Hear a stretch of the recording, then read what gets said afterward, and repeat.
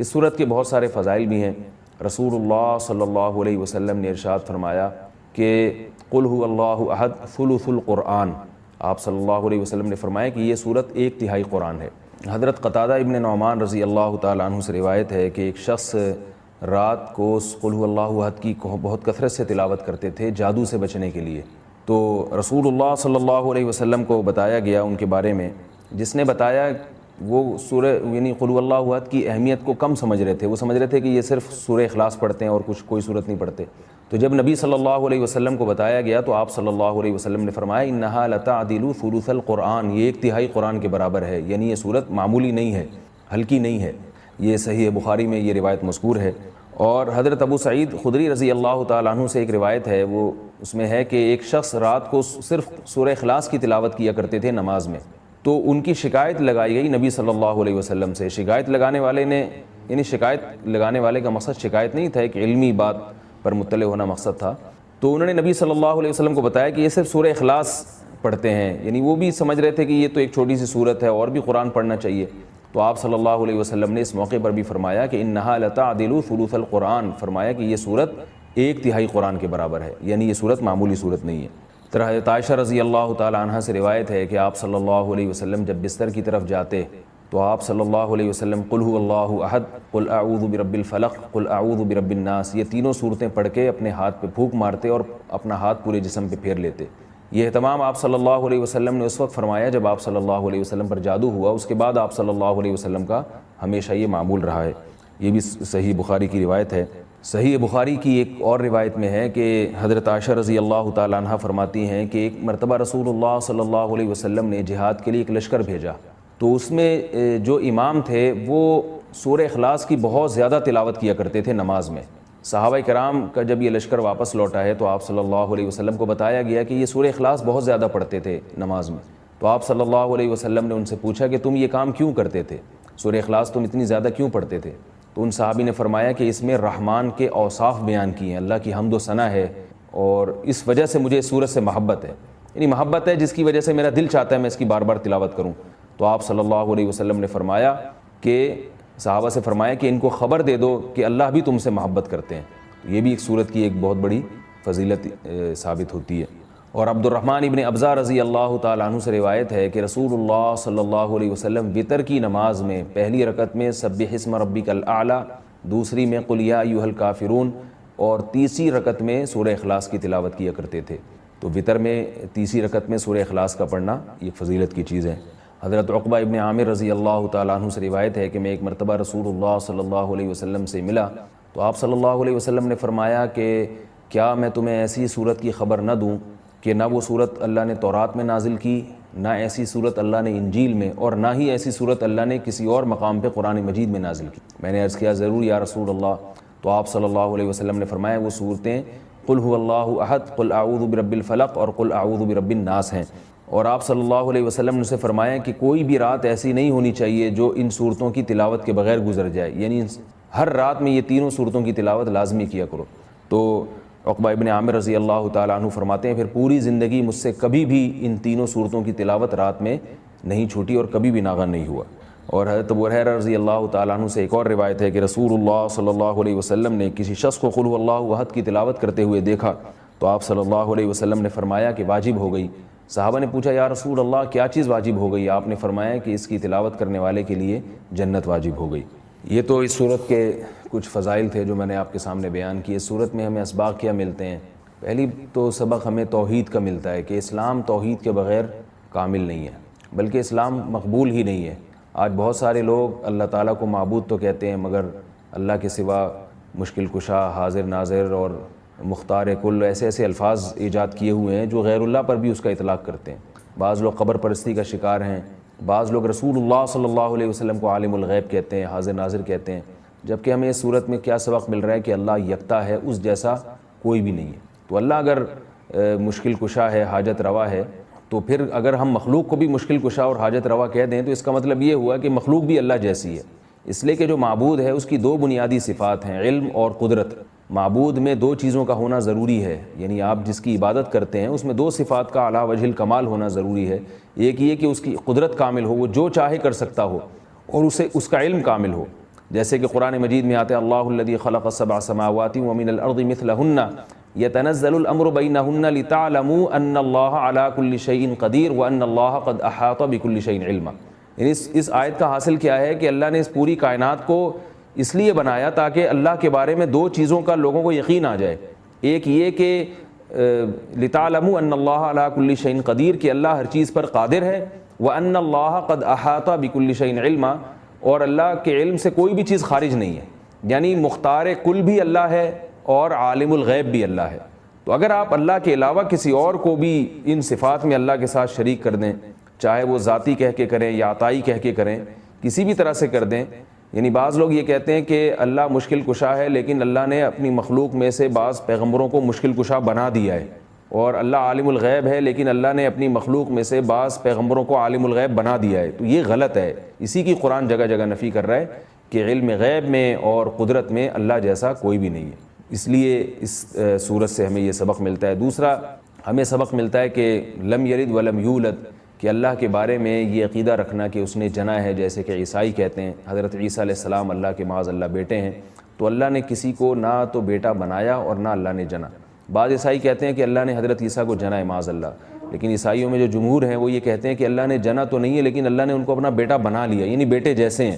تو یہ بات بھی غلط ہے. لم یتخذ صاحبۃ ولا ولدا، قرآن کہہ رہا ہے اللہ نے کسی کو نہ تو جنا ہے اور نہ اللہ نے کسی کو بیوی یا بیٹا بنایا ہے. بنایا بھی نہیں ہے اللہ نے. اللہ کے یعنی کسی کو محبت میں بیٹا کہہ دینا یہ ایک الگ چیز ہے، لیکن باقاعدہ اس کو بیٹا بنا لینا یہ ایک الگ چیز ہے. کیونکہ ہم جب کسی کو بیٹا بناتے ہیں تو اس لیے کہ ہمیں اس کی ضرورت ہوتی ہے، ہمیں اس سے کام لینا ہے، ہمیں اپنے والی وارث چاہیے. اللہ کا کوئی وارث نہیں ہے، اللہ کا کوئی والی نہیں ہے، اللہ بے نیاز ہے. یہ اس سورت کا بنیادی اسباق تھے. 3 بار سورہ اخلاص پڑھنے سے ایک قرآن کا ثواب. توصیف شیرانی انڈیا سے پوچھتے ہیں، میں نے سنا ہے کہ سورہ اخلاص کو 9 بار پڑھنے سے 3 قرآن کا ثواب ملتا ہے، اور اس کو پڑھ کر مرحومین کو ایصال ثواب کرنے سے 3 قرآن شریف کا ثواب ملتا ہے. رہنمائی فرمائیے. جناب توصیف شیرانی صاحب، دیکھیے قرآن یہ حدیث میں آتا ہے کہ سورہ اخلاص جو ہے ثلث قرآن کے برابر ہے، 1/3 قرآن، 1/3 قرآن کے برابر. تو ظاہر ہے 3 دفعہ جب سورہ اخلاص پڑھیں گے تو پورے قرآن کے برابر ہو گیا ثواب اس کا. لیکن اس حدیث کا مطلب کیا ہے، اس کو سمجھنا چاہیے. اس حدیث کا مفہوم یہ ہے، جو علامہ ابن تیمیہ رحمہ اللہ نے جو اس کا مفہوم بیان کیا، بڑا زبردست مفہوم بیان کیا. بہت سارے اس میں اقوال ہیں کہ اس کا مطلب کیا ہے. یعنی ایک سوال پیدا ہوتا ہے نا، اس کا مطلب تو یہ ہوا کہ پھر ہم پورا قرآن پڑھنے کی کیا ضرورت ہے، ہم جناب سے سورہ اخلاص کو 3 دفعہ پڑھ لیا کریں. تو انہوں نے اس کا مفہوم بیان کیا ہے کہ دیکھیں ہر چیز کا نا ایک اصل ثواب ہوتا ہے، اور پھر ایک اس کے یعنی ثواب کی ہوتی ہے کوانٹٹی. ہمیں کوانٹٹی کی بھی ضرورت ہے اور مختلف قسموں کے ثواب کی بھی ضرورت ہے. جیسے صدقے کا ایک ثواب ہے اللہ کے دربار میں، اس کا ایک وزن ہے، اور نماز کا ایک الگ ثواب ہے. تو ہو سکتا ہے وہ دونوں ثواب میں برابر ہوں، لیکن ثواب کی نوعیت میں بڑا فرق ہوگا. اس کی مثال ایسے جیسے آپ کہیں جاب کرتے ہیں نا، تو آپ کو مختلف قسم کی سہولتیں ملتی ہیں. تنخواہ الگ مل رہی ہوتی ہے، کسی گورنمنٹ کے ادارے میں جاب کریں آپ، یا فوج میں چلے جائیں تو تنخواہ الگ مل رہی ہوتی ہے. علاج معالجے کی سہولت یہ ایک الگ قسم کا فائدہ ہے، رہائش کی سہولت ایک الگ قسم کا فائدہ ہے. تو ایسے ہی جنت میں ہمیں مختلف قسم کے فائدوں کی ضرورت ہوگی، اور اس کے لیے مختلف قسم کے ثوابوں کی ضرورت ہوگی. تو قرآن پڑھنے سے جس نوعیت کا ثواب ملتا ہے وہ نوعیت الگ ہے، اور 3 دفعہ قل واللہ پڑھنے سے قرآن پڑھنے کا تو ثواب ملے گا، مگر نوعیت وہ نہیں ہوگی جو پورا قرآن پڑھنے سے ملتا ہے ثواب. یعنی پورا قرآن پڑھ کے جو ہمیں ملتا ہے، تو الگ الگ نوعیت کے ثواب ہمیں جمع کرنا ضروری ہے. تو یہ بات تو ٹھیک ہے کہ 3 دفعہ قل واللہ پڑھ لیں گے تو ایک قرآن کا ثواب ہمیں مل جائے گا، لیکن جب ہم الحمد سے لے کے والناس تک پورا قرآن پڑھیں گے تو بھی ایک قرآن کا ثواب ملے گا، مگر اس کی نوعیت بالکل الگ ہوگی. تو اس لیے اس پر اکتفا کر کے قرآن کی تلاوت چھوڑ دینا کہ جی کیونکہ 3 دفعہ قل واللہ پڑھنے سے قرآن کا ثواب مل جاتا ہے تو اب میں پورا قرآن ہی نہ پڑھوں، تو یہ بالکل غلط بات ہے. کیونکہ ہم نبی صلی اللہ علیہ وسلم کی حدیث کو جو مفہوم لیں گے نا، وہ مفہوم لیں گے جو صحابہ نے سمجھا. تو صحابہ نے کہیں بھی یہ حدیث سننے کے بعد ایسا نہیں کیا کہ اب ہم پورا قرآن پڑھنا چھوڑ دیں گے، ہم 3 دفعہ قل واللہ ہی پڑھا کریں گے. تو ہمیں 3 دفعہ قل واللہ بھی پڑھنی چاہیے تاکہ ہمیں قرآن کا ثواب مل جائے، لیکن اس کی وجہ سے کنٹینیو قرآن کی تلاوت کو چھوڑ دینا یہ ٹھیک نہیں ہو. دوسری بات یہ کہ مختلف صورتوں پہ جو مختلف فضیلت ہے، جب آپ قل ہو اللہ 3 دفعہ پڑھتے ہیں تو ایک قرآن کا ثواب ملتا ہے، لیکن جب آپ الحمد سے لے کے والناس تک قرآن پڑھتے ہیں تو بہت ساری بیچ میں صورتیں آتی ہیں جن کی الگ الگ فضیلت ہے پڑھنے کی، وہ فضیلت آپ کو حاصل ہوتی ہے جو صرف قل ہو اللہ پڑھنے سے نہیں ہوتی۔ تو خلاصہ یہ نکلا کہ الحمد سے لے کے والناس تک قرآن کی تلاوت کا ہمیں معمول بنانا چاہیے۔ آج ہمارے گھروں میں یہ ختم ہو گیا، مخصوص صورتیں ہم نے فکس کی ہوئی ہیں کہ جی فجر کے بعد فلانی صورت، عصر کے بعد فلانی صورت، مغرب کے بعد فلانی صورت، اور عشاء کے بعد یا سونے سے پہلے فلاں صورت۔ تو ٹھیک ہے، آپ پڑھ لیں۔ اول تو صورتوں کے جو الگ الگ فضائل ہیں نا، فلاں وقت میں فلاں صورت پڑھنا، ان میں زیادہ تر حدیثیں سند کے لحاظ سے ضعیف بھی ہیں۔ سورہ ملک والی صحیح ہے کہ رات کو سونے سے پہلے ہمیں سورہ ملک پڑھنی چاہیے، وہ ٹھیک ہے، لیکن بہت ساری حدیثیں اس بارے میں سورہ یاسین کے جیسے آتا ہے فجر میں پڑھنا، وہ ضعیف حدیث ہے۔ تو اصولی طور پر یہی ہے کہ ہمیں روزانہ قرآن مجید کی تلاوت الحمد سے لے کے والناس تک کرنی چاہیے، یعنی آپ روزانہ ایک پارہ پڑھیں، پھر یا آدھا پڑھ لیں، آدھا نہیں ہوتا، ایک پاؤ پڑھ لیں، اور کنٹینیو پڑھتے پڑھتے سورہ ناس پہ ختم کریں۔ تو جو صحیح طرح آرام سے پڑھ سکتے ہیں وہ روزانہ ایک پارہ پڑھ لیں تاکہ ایک مہینے میں قرآن ختم ہو جائے، نہیں تو 2 مہینے میں قرآن ختم کر لیں، نہیں تو 4 مہینے میں قرآن ختم کر لیں، یہ بھی نہیں ہوتا تو سال میں کم از کم ایک قرآن ہو اور رمضان میں ایک الگ قرآن ہو۔ تو اس طرح قرآن کو کنٹینیو ہمیں تلاوت کرنی چاہیے، پھر ساتھ ساتھ یہ مخصوص فضائل حاصل کرنے کے لیے مخصوص اوقات پہ صورتیں پڑھ لینا وہ بھی ٹھیک ہے۔ تو 3 دفعہ قل ہو اللہ پڑھنی چاہیے۔ باقی مردوں کو اصال ثواب کرنا 3 دفعہ یا 9 دفعہ قل ہو اللہ پڑھ کے، تو وہ کئی بار میں مسئلہ بیان کر چکا ہوں کہ کسی بھی نیکی کا میت کو ثواب پہنچایا جا سکتا ہے، یہی جمہور کی رائے ہے، اور اس کی دلیل وہی حدیث ہے جس میں آپ صلی اللہ علیہ وسلم نے میت کے لیے صدقے کی اجازت دی۔ تو جیسے صدقہ ایک نیکی ہے تو قرآن کی تلاوت بھی ایک نیکی ہے، تو صدقے کے ساتھ خاص نہیں ہے، مطلب یہ ہے کہ آپ اپنی نیکی کسی کو ہبہ بھی کر سکتے ہیں، اس کا ثواب کسی کو پہنچا سکتے ہیں۔ تو یہ جمہور کا مذہب ہے، اس میں صرف امام شافعی نے ہماری معلومات کے مطابق اختلاف کیا، ان کے نزدیک سے صدقہ پہنچانا جائز ہے، لیکن جمہور کے نزدیک یہ جائز ہے، قرآن پڑھ کے بھی ثواب پہنچایا جا سکتا ہے، لیکن زیادہ فوکس ایصال ثواب میں صدقے ہی کو کرنا چاہیے۔ تو اب 3 دفعہ ظاہر ہے جب ایک قرآن کا ثواب ہے تو 9 دفعہ پڑھنے سے اللہ سے امید ہے کہ 3 قرآن کا ثواب ملے گا۔ قرآن کے اندر کے جذبات جو اس سے کام کراتے ہیں، آپ دوڑ کے ہوٹل تک جا سکتے ہو بڑی اسپیڈ کے ساتھ، لیکن کیوں جاؤ بھائی؟ جب تک دل نہیں چاہے گا جاؤ گے؟ چستی ہے، پھرتی ہے، لیکن کیا کریں، اب کہاں پھٹیں جا کے، یہ چستی کدھر دکھائیں؟ تو جو جیسے گوگل میپ آپ کو لوکیشن بتاتا ہے کہ ادھر جانا ہے، ادھر ٹن، آپ کے پاس بہترین گاڑی ہے، لینڈ کروزر خرید لیا آپ نے، اسپیڈ بہت ہے، ایکسیلریٹر پہ ذرا سا پاؤں رکھتے زوں کر کے بھاگتی ہے، بھاگیں کدھر، جائیں کہاں؟ تو میپ آپ کو لوکیشن بتاتا ہے نا۔ کیا خیال ہے بھائی، ڈیفنس جانا ہے، انڈا موڑ جانا ہے، کلفٹن جانا ہے، چترال جانا ہے، گلگت جانا ہے، اسلام آباد جانا ہے، تو اب آپ جا رہے ہو اسلام آباد CD70 پہ، تو وہ اسی اسپیڈ سے جاؤ گے، لینڈ کروزر پہ جاؤ گے تو ایسے شو کرتے ہوئے پہنچ جاؤ گے۔ تو آپ نے صحت بنانی لینڈ کروزر والی، صبح صبح 4 بجے جاگنگ ہو رہی ہے، فٹ فاٹ ایک دم، سستی گئی تیل لینے، ایک دم فٹ فاٹ ہو گئے نا، اب جاگنگ کر رہے ہو، بیٹھ کے ایک دم اٹھ جاتے ہو، کوئی پنڈلیوں میں درد نہیں ہو رہا، ہنسی خوشی زندگی، اب کریں کیا؟ صحیح ہے نا، لوکیشن آپ کے پاس نہیں ہے۔ تو اگر آپ کے پاس لوکیشن نہیں ہے تو آپ غلط سمت میں چلنا شروع ہو جائے، کیونکہ اچھلنے کودنے کا شوق بہت ہے آپ کو، جذبات ہیں، وہ جذبات صحیح نہیں ہیں، نتیجہ کیا ہوگا؟ وہ جذبات آپ کے غلط استعمال ہونا شروع، آپ چور ڈاکو بن جاؤ گے، گٹکوں پہ آ جاؤ گے، نشوں پہ آ جاؤ گے، سارا دن ڈبو کھیلو گے، جا کے لڑکے کر رہے ہیں یہی کام، سنوکر کھیلو گے سارا دن، ویڈیو گیم میں لگے رہو گے، اپنی صلاحیتوں کو غلط استعمال کرو گے۔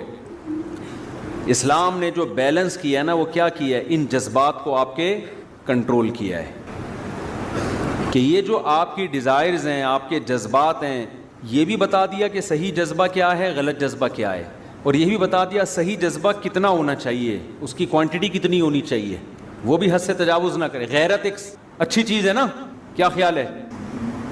اسلام نے یہ بھی بتا دیا کہ غیرت ہونی چاہیے، بعض لوگوں میں ہے ہی نہیں، اسلام نے کہا یہ ہونی چاہیے۔ غیرت بھی ایک جذبہ ہے جو انسان سے بہت سارے کام کراتا ہے، غیرت نہ ہو تو بہت سارے کام نہیں ہوں گے۔ آپ میں غیرت ہوگی، بیوی کو پردہ کرا دو گے، آپ بیٹیوں کو پردہ کراؤ گے، یہ بھی ایک کام ہے نا، پردہ کرانا، بیٹیوں کو پراپر ڈریس پہنانا کام ہے یا نہیں ہے؟ صحت ہوگی تو آپ یہ کام کرو گے, صحت نہیں ہے تو پڑے رہو گے. یار غیرت جتنی بھی ہو, صحت نہیں ہے تو بھی نہیں کر پاتا انسان کام, وہ چڑھتا ہی رہتا ہے, بس ڈپریشن میں جاتا رہتا ہے. اب غیرت ایک جذبہ ہے, یہ جذبہ آپ سے کام کرواتا ہے. وہ کام کیا کرواتا ہے؟ آپ یہ چاہتے ہو میری بیٹیاں, میری بہنیں, میری مائیں, میری بیویاں کہنے والا تھا, چلو منہ سے پھر باقاعدہ نیت کر کے بیوی کا لفظ نکالا ہے. میری بیوی کیا کرے؟ پردہ کرے.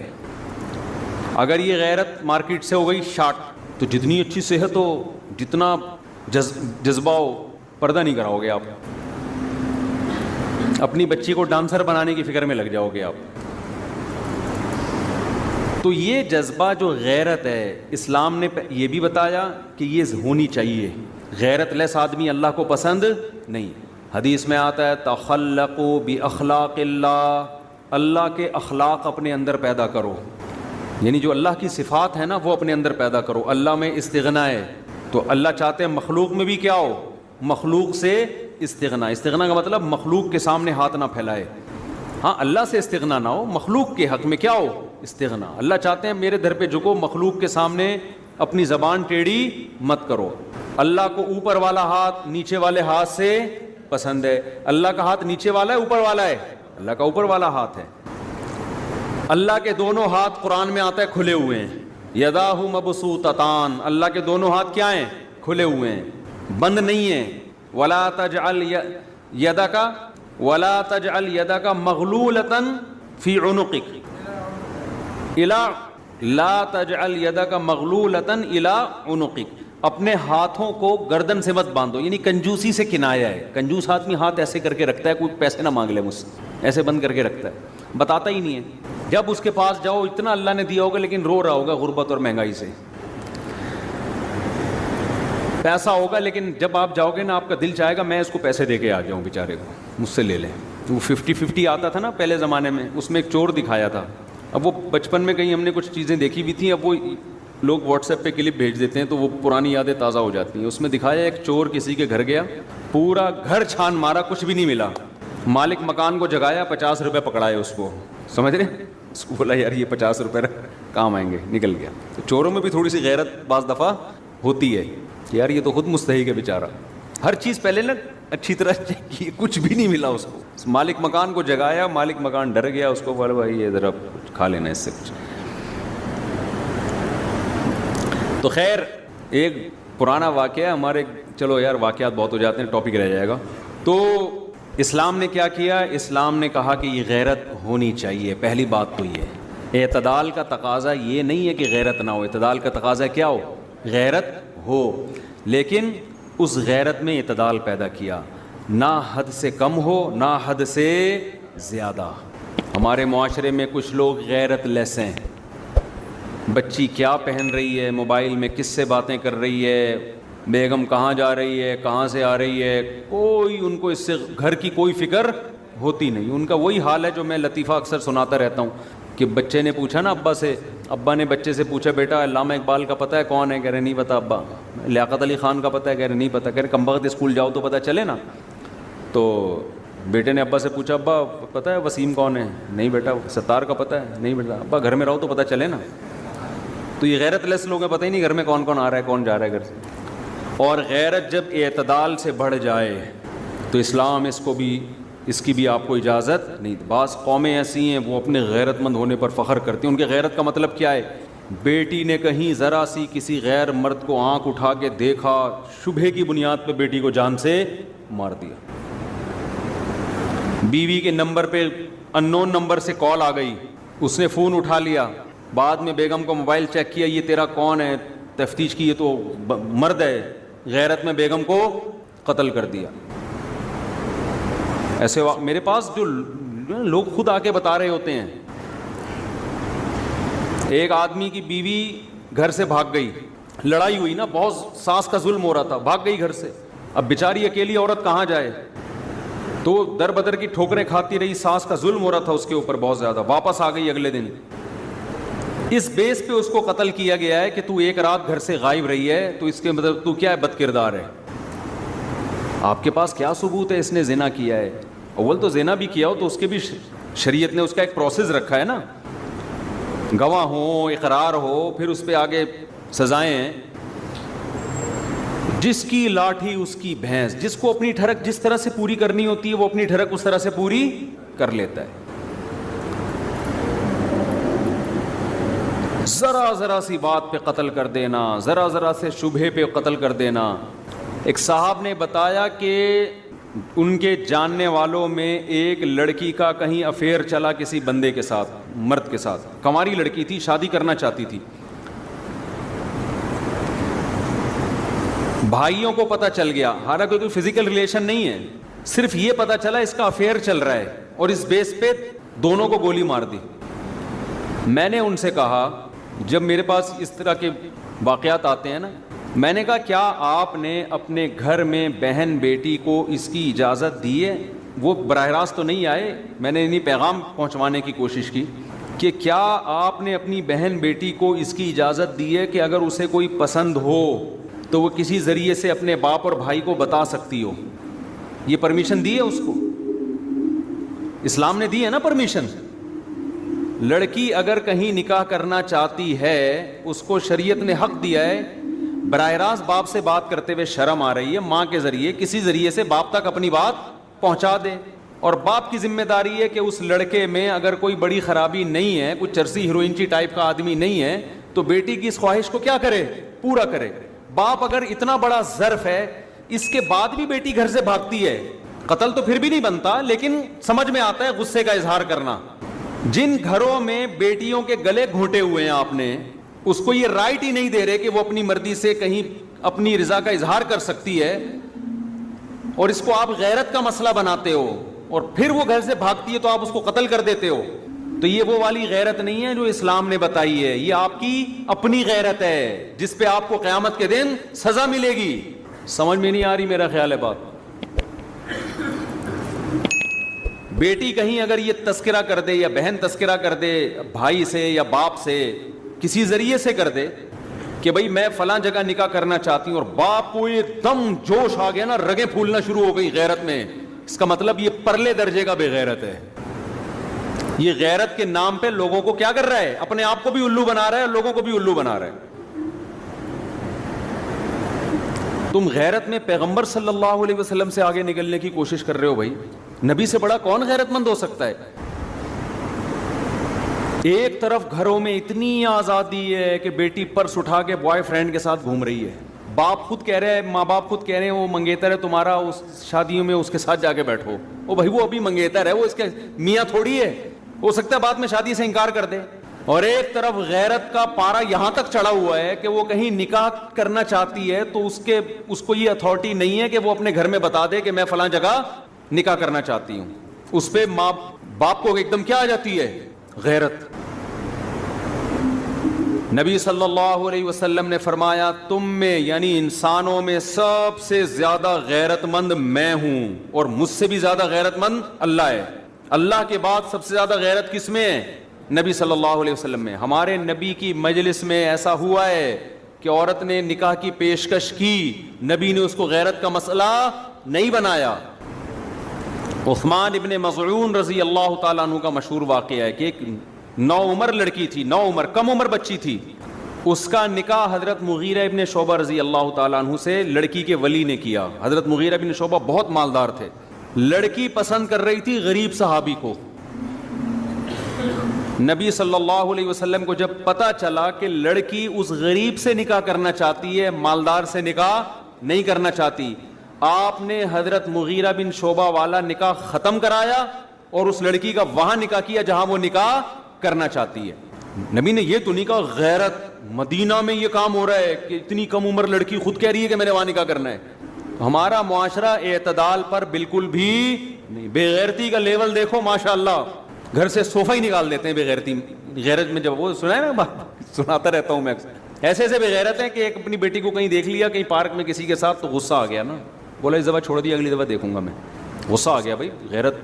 پھر دوبارہ دیکھا تو پھر بہت غصہ آیا. ایک بندہ اپنے بارے میں بتا رہا تھا کہ میں نے اپنی بیٹی کو دیکھا پارک میں کسی کے ساتھ بیٹھی، مجھے بہت غیرت آ گئی، غصہ آ گیا. اس نے کہا کیا کیا؟ کہہ رہا میں نے کہا اس دفعہ تو چھوڑ دیا اگلی دفعہ دیکھوں گا. اس دفعہ تو چھوڑ دیا بیٹا، اگلی دفعہ نہیں چھوڑوں گا. کہہ رہے ہوتے ہوتے کئی دفعہ ایسا ہوا، پھر میں نے ایک دن اپنے گھر میں دیکھا صوفے پہ قابل اعتراض حالت میں بوائے فرینڈ کے ساتھ بیٹھی ہوئی، اب تو میں نے کہا نہیں چھوڑوں گا. وہ نے کہا کیا کیا تو نے؟ کہا میں نے گھر سے صوفہ ہی نکال دیا، نہ صوفہ رہے گا نہ بیٹھنے کی جگہ رہے گی. ایک طرف بےغیرتی یہاں تک پہنچی ہوئی ہے، سمجھ رہے ہیں بےغیرتی کا لیول. اور ہماری سوسائٹی میں ایسے غیرت مند لوگ بھی ہیں، بیٹیوں کی عمریں بڑھ گئی ہیں، اپنی خاندانی روایات اور اپنے جو ہے نا لالچ میں، بعض دفعہ کہیں لڑکے نے کوئی لالچ دی ہوئی ہوتی ہے، بعض دفعہ کوئی اور مفاد ہوتے ہیں. خاندانی پرمپرا ہے جی، ہم نے میمن ہیں تو میمنوں میں ہی کرنی ہے، ہم پٹھان ہیں تو پٹھانوں میں کرنی ہے، ہم پنجابی ہیں تو پنجابیوں میں کرنی ہے، مہاجر ہیں تو مہاجروں میں کرنی ہے. تو وہاں کرنی ہے جہاں بیٹی چاہتی ہے. ہاں غلط جگہ چاہ رہی ہے پھر نہ کرو، پھر اس کی بات نہ مانو. بیوقوف ان میں بیوقوفی بھی ہوتی ہے، کسی نے الو بھی بنا دیا ہوتا ہے. لیکن دیکھ لو، اگر کوئی بندہ برا نہیں ہے صحیح ہے تو جہاں چاہ رہی ہے وہیں کرو.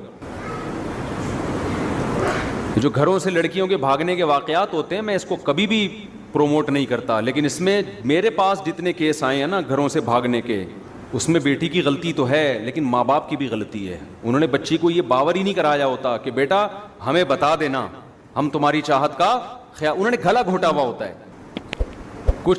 کچھ عرصے پہلے ایک جوڑا بھاگ کے آیا، جوڑا تو بنا نہیں تھا، وہ میرے پاس آئے تھے میں ان کو جوڑا بنا دوں، ان کا نکاح پڑھا دوں. گھر سے بھگا کے لایا لڑکا لڑکی کو. صبح سے یہاں بیٹھے ہوئے تھے مسجد میں، میرے پاس فون آ رہے ہیں بھائی یہ جا نہیں رہے ہیں. میں نے کہا میں بغیر ٹائم لیے کوئی آئے میں نہیں ٹائم دیتا. وہ صبح سے بیٹھے پھر ہم نے بٹھا لیا دفتر میں. تو 16 سال کی لڑکی 20 سال کا لڑکا، لڑکے نے 16 سال کی لڑکی کو گھر سے بھگایا ہے. میں نے کہا بھائی یہ کیا ہے؟ لڑکی کہہ رہی میرا اس سے نکاح پڑھا دیں. میں نے کہا میں یہ کام نہیں کر سکتا. اور میں نے کہا آپ جاؤ اپنے آپ کے باپ کے دل پہ جو چھرے چل رہے ہیں نا ماں باپ کے دل پہ، جو آپ گھر سے غائب ہو، اس کا عذاب آئے گا آپ کے اوپر، فوراً گھر جاؤ. اور میں نے اس لڑکی کے سامنے کہا یہ جس آدمی نے تمہیں اپنے باپ سے اس کم عمری میں ورغلایا ہے، تم کیا سمجھتی ہو وفا کرے گا تمہارے ساتھ؟ وہ لڑکا بیٹھا ہوا تھا، یہ وفا کرے گا؟ غیرت مند آدمی کا یہ کام ہوتا ہے. پھر میں نے اس لڑکی سے پوچھا، میں نے کہا آپ کیوں ایسا کر رہی ہو؟ کم عمر بچی ہے وہ. میں نے کہا آپ کیوں ایسا کر رہی ہو؟ پھر اس نے جو اپنے گھر کے حالات بتائے. میں اس کو بھاگنے پہ اپریشیٹ نہیں کر رہا، اور آئندہ کے لیے میں نے جو نکاح فارم ہوتا ہے نا ہمارے جس کے پاس، اس کو میں نے بولا آئندہ کوئی اس طرح کا کیس آئے نا فوراً تھانے میں رپورٹ کراؤ، کیونکہ ماں باپ تو عذاب میں آئے ہوئے ان کو تلاش کرنے کے لیے نا.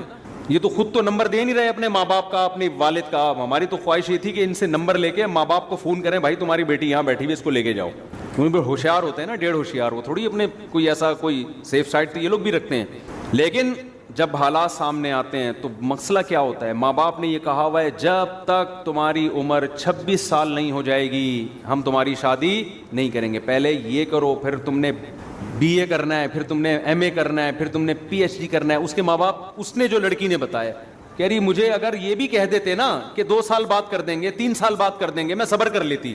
مجھے پتا ہے 2 3 4 سال بعد صبر کرنے کا بھی کوئی فائدہ نہیں. وہ لڑکی کا بیان میں بتاؤں، صحیح کہہ رہی ہے غلط کہہ رہی ہے اللہ ہی جانے. اس لڑکی کی یہ سٹیٹمنٹ ہے. وہ اگر غلط بھی کہہ رہی ہے لیکن ہوتا ایسے بھی ہے. وہ کہہ رہے ہیں جب تک تم نے اتنا نہیں پڑھ لینا ہے تم شادی کا تصور دماغ سے نکال دو. کہہ رہی میں نہیں صبر کر سکتی اتنا عرصہ. تو وہ جو گھر سے بھاگی اس کی بھی غلطی تھی، لیکن کیا اس کے ماں باپ کو آپ، اگر وہ صحیح کہہ رہی ہے تو بے گناہ قرار دے سکتے ہو آپ؟ کیا ہو گیا بھائی؟ آپ کیوں اس پہ پابندیاں لگا رہے ہو بھائی؟ ایک آدمی کو بھوک لگ رہی ہے، ابا سے کہہ رہا ہے، ابا اماں سے کہہ رہا ہے مجھے بھوک لگ رہی ہے مجھے پراٹھا کھلا دو. مفتی صاحب کے پراٹھے پہ بیان بھی سن کے آیا ہوں میں، خدا کے لیے کھلا دو. آپ کہہ رہے ہیں جب تک تو BA نہیں کرے گا نا تیرے کو پراٹھا نہیں کھلاؤں گا میں، جب تک تو ماسٹر نہیں کرے گا تجھے دال چاول بھی نہیں کھلاؤں گا میں، پراٹھا تو دور کی بات ہے. اس کو بھوک لگ رہی ہے، بلک رہا ہے، ابا کھلا دے. وہ کہے نہیں بیٹا ماسٹر سے پہلے تو چھوڑ دے تو. بالآخر وہ ماسٹر گیا تیل لینے. وہ ایک دن بھاگے گا اور پراٹھے چوری کر کے کھانا شروع کر دے گا. آپ کہو گے شادی پہ پراٹھا کہاں سے فٹ ہو رہا ہے؟ میرے بھائی جیسے پراٹھا کھانا، معذرت کے ساتھ کھانا کھانا، پراٹھا تو میں منہ سے نکلتا ہی پراٹھا ہے، جاتا بھی پیٹ میں پراٹھا ہی منہ سے نکلتا ہے. صبح پراٹھے کھائیں تو پراٹھا ہی نکلے گا منہ سے. تو جیسے پراٹھا کھانا آپ کی باڈی کی ریکوائرمنٹ ہے، ایسے ہی مرد اور عورت کا ایک دوسرے سے ملاپ یہ بھی باڈی کی ریکوائرمنٹ ہے. یہ بھی بھوک کی طرح لگتا ہے انسان کو، مرد میں بھی عورت میں بھی، کسی میں زیادہ کسی میں کم. بعض ماحول آپ کی بھوک بھڑکا دیتا ہے.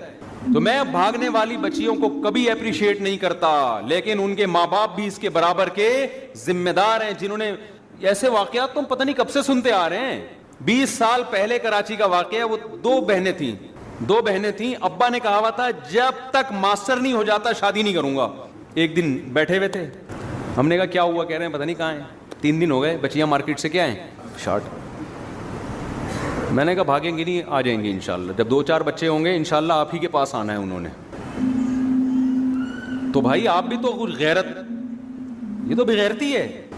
تو غیرت میں بھی اعتدال, جو اصل بتانا چاہتا ہوں میں, وہ اعتدال کیا ہے؟ جذبات ہے نا, صحت, اور دوسری چیز کیا ہے؟ انسان کی ڈیزائرز, انسان کے جذبات, انسان کے اندر جو خلق اللہ نے رکھا ہے, وہ اخلاق بھی انسان سے کام کرواتے ہیں. لیکن ان اخلاق میں, ان جذبات میں بیلنس کیا ہے؟